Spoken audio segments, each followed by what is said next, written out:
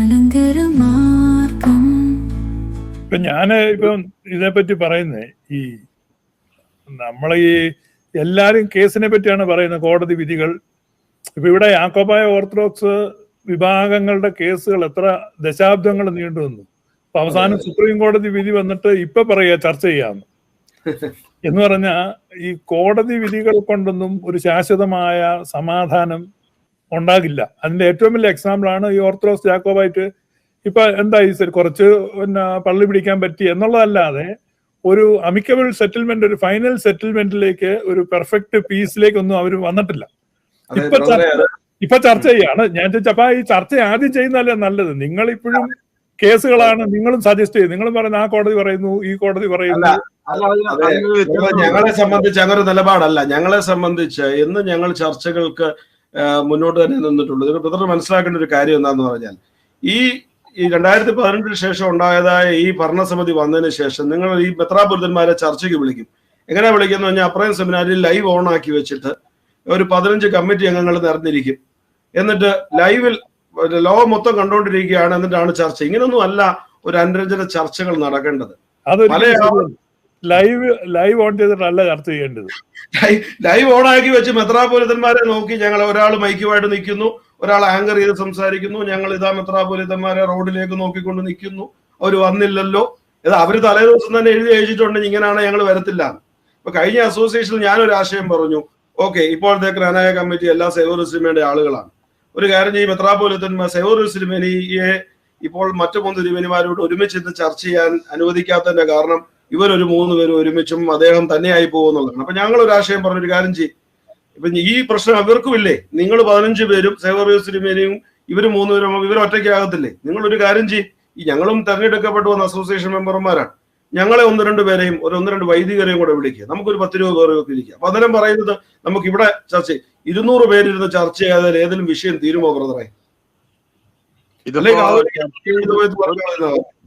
ഒരു മിനിറ്റ്, ഇത് ചർച്ചയിൽ തീരുന്ന വിഷയങ്ങളല്ല. 2024 ഒരു അസോസിയേഷൻ മീറ്റിംഗ് കൂടുക. പാത്രിക്കീസ് ബാബയുടെ കൽപ്പനയ്ക്ക് നിർദ്ദേശത്തിന് വിരുദ്ധമായിട്ട് അസോസിയേഷൻ മീറ്റിംഗ് കൂടി. ആ മീറ്റിംഗ് കൂടരുതെന്നാണ് ബാബ പറഞ്ഞത്. ആ മീറ്റിംഗിലെ തീരുമാനം എന്താണെന്നറിയോ? ബഹുമാനപ്പെട്ട സുപ്രീം കോടതി 1995-ലെയും 2017-ലെ സമുദായ കേസ് അംഗീകരിച്ചിട്ടുള്ളതുമായ ക്നാനായ ഭരണഘടന കാലോചിതമായി പരിഷ്കരിക്കുക. അതായത് Knanaya constitution is under the allegiance of 1995 supreme court order and 2017 order. 2017 ചോരക്കാലിപ്പള്ളിയുടെ കേസിനകത്ത് സുപ്രീം കോടതി അംഗീകരിച്ചിട്ടുള്ള നിയമത്തിന് ബാധകമായി നിൽക്കുന്ന ക്നാനായ സമുദായ ഭരണഘടന, അതായത് കൃത്യമായിട്ട് ക്നാനായ സമുദായ ഭരണഘടനയെ ഈ 95-ലെ ഓർഡറിനകത്തും 2017 കേസുകൾക്കകത്തൊന്നും ഞങ്ങൾ ക്നാനായ സമുദായ കക്ഷികൾ പോലുമല്ല, അതിന് കീഴിൽ അനുസൃതമായി നിൽക്കുന്ന ക്നാനായ സമുദായ ഭരണഘടന എന്ന് പറഞ്ഞാണ് എഴുതി ഈ 30/5/2024 സേവ്യറിയൂസ് തിരുമേനി ഒപ്പിട്ടിരിക്കുകയാണ്. അത് അപ്രൂവ് ചെയ്തുകൊണ്ട്. അടുത്ത് പരിശുദ്ധ അന്ത്യോക്യ സിംഹാസനവും ഭരണ ഇടവകയും തമ്മിലുള്ള ആത്മീയ വിശ്വാസങ്ങൾക്ക് വിരുദ്ധമായി എന്തെങ്കിലും നിശ്ചയിക്കുവാനോ ആലോചിക്കുവാനോ പാടില്ല. അതായത് ആത്മീയ കാര്യങ്ങളായിട്ട് ചുരുക്കി. ഇതൊക്കെ ഞങ്ങളുടെ ഭരണഘടനയ്ക്കകത്ത് ഇത് കൃത്യമായിട്ട് പാത്രിക്കീസ് ബാബയുടെ മുഴുവൻ പവർ എടുത്തു കളയുകയും, മറിച്ച് ഓർത്തഡോക്സുകാരുടെ 1934 ഭരണഘടനയ്ക്കിടെ കീഴിലാണ് നിൽക്കുന്നതെന്ന് എഴുതി ചേർത്തുകൊണ്ട് ഇവർ ഒപ്പിട്ടിരിക്കുക. അത് തന്നെയുമല്ല, മേഖല മെത്രാപ്പൊലിത്തന്മാർക്ക് 75-ാമത്തെ വയസ്സിൽ റിട്ടയർമെന്റും സേവ്യറിയൂസ് തിരുമേനിക്ക് മരണം വരെ റിട്ടയർമെന്റ് ഇല്ല. അപ്പൊ ഇതുപോലെയുള്ള കാര്യങ്ങളൊക്കെ എഴുതി ചേർത്ത്, പ്രത്യേകിച്ച് സഭയുടെ നിലനിൽപ്പിനെ തന്നെ ബാധിക്കുന്ന കാര്യങ്ങൾ എഴുതി 30/5/2024 സേവ്യറിയൂസ് തിരുമേനി അത് അപ്രൂവ് ചെയ്തു. അതാണ് കോടതി വിലക്കിയിരിക്കുന്നത്.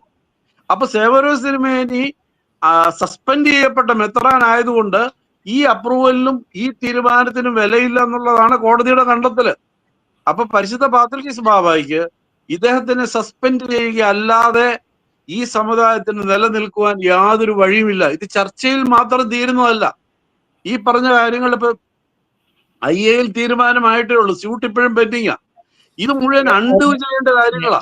ഞാൻ ഇത് ചോദിക്കട്ടെ, അൺഡു ചെയ്തില്ലെങ്കിൽ ഈ ഇദ്ദേഹത്തെ 1000 ഇദ്ദേഹത്തെ സസ്പെൻഡ് ചെയ്ത് കഴിഞ്ഞാണ് ഈ തീരുമാനം എടുത്തത്, അതോ സസ്പെൻഡ് ചെയ്യുന്നതിന് മുമ്പാണ്? അല്ല, ഈ മീറ്റിംഗ് നടത്തരുതെന്നാണ് ബാത്രിക്കിസ് ബാബ പറഞ്ഞത്. അപ്പൊ ഇദ്ദേഹം പുറത്തു വന്ന് ജനങ്ങളോട് പറഞ്ഞു ഗോ എഹെഡ് എന്നാ ഞങ്ങളോട് പറഞ്ഞത്. ബാബ പറഞ്ഞു ഒരു കാരണവശാലും ഈ മീറ്റിംഗ് നടത്താൻ പാടില്ല. ഇതിനകത്തെ അജണ്ട മുഴുവൻ പരിശുദ്ധ സിംഹാസനത്തിന്റെ കീഴിൽ നിന്ന് സകല അലിജൻസും അതിന്റെ കീഴിലുള്ള എല്ലാ പ്രവർത്തനങ്ങളെയും വിലക്കിക്കൊണ്ടും 95-ലെ 2017-ലെ ഓർത്തഡോക്സുകാർക്ക് അനുസൃതമായിട്ടുള്ള സുപ്രീം കോടതി വിധിക്ക് അനുസൃതമായിട്ടാണ് ഞങ്ങൾ ഇനി നിൽക്കുന്നതെന്നാണ് ഇവർ ഇതിനകത്ത് എഴുതി വെച്ച് ഈ സെവറിയൂസ് തിരുമേനി അതിനെ ഒപ്പിട്ടിരിക്കുന്നത്. ഇങ്ങനൊരു മീറ്റിംഗ് നടത്താൻ പാടില്ല എന്ന് പറയാൻ ബാത്രിക്കിസ് ബാബായ്ക്ക് അധികാരമുണ്ട്. അതിനെ ലംഘിച്ചുകൊണ്ടാണ് ഇവർ ചെയ്തത്. പിന്നെ എന്താ മാർഗം? ഒപ്പിട്ട തീരുമാനത്തെ കോടതി അംഗീകരിച്ചോ? ഇല്ല, കോടതി അതിന് ഇപ്പൊ സ്റ്റേ ചെയ്തിട്ടിരിക്കുക. കാരണം ഈ മനുഷ്യനെ ഇദ്ദേഹത്തിനെ സസ്പെൻഡ് ചെയ്തിരിക്കുക ആയതുകൊണ്ട് അദ്ദേഹത്തിന്റെ ഒപ്പിന് യാതൊരു വിലയില്ല കോടതിയുടെ മുന്നിൽ. അപ്പൊ ബാബായ്ക്ക് ഇദ്ദേഹത്തിനെ സസ്പെൻഡ് ചെയ്യാൻ നിവൃത്തിയില്ലാതെ മറ്റൊരു വഴി ഇല്ലാത്തൊരു സിറ്റുവേഷനിൽ കൊണ്ടെത്തിക്കുകയാണ്. ഇത് കേവലം ഒരു ചർച്ചയിൽ കൂടി ഒരു നീക്കുപോക്കിൽ കൂടി തീരുന്നതല്ല, സഭയുടെ നിലനിൽപ്പിനെ ബാധിക്കുന്ന വിഷയമാണ്. അതാണ് ഇവിടുത്തെ പ്രശ്നം.